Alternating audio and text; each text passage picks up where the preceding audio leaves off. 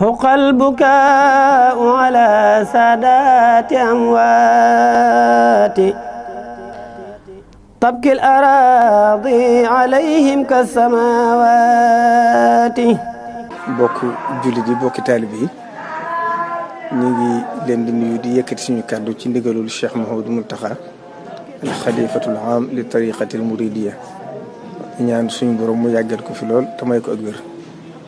ba naa li nga xam ne am na ko ci liggéey lislaam am ko ci liggéey Serigne Touba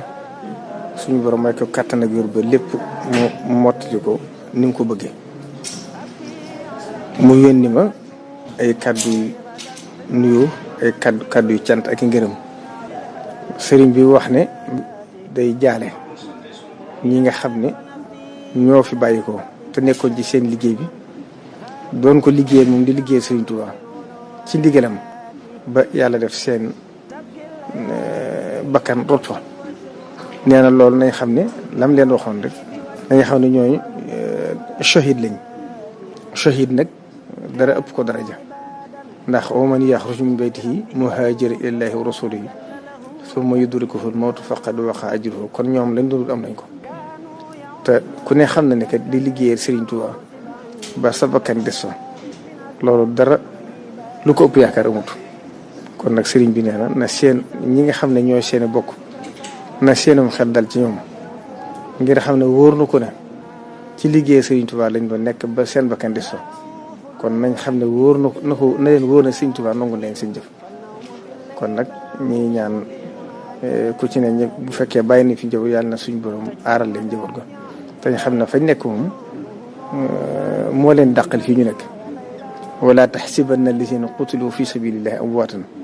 bal ahyaa'un inda rabbihim yurzaquun farihina bima aataahum allahu min fadlihi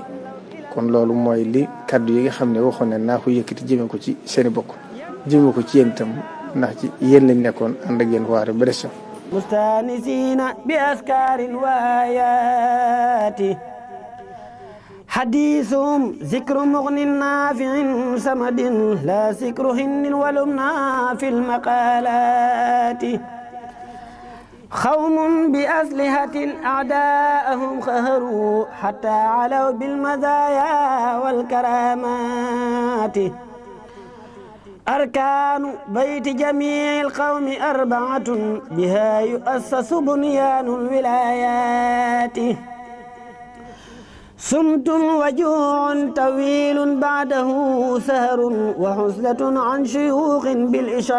بالإشارات قوم طريقتهم تكفي المريد أذى من المريد وأنواع القرورات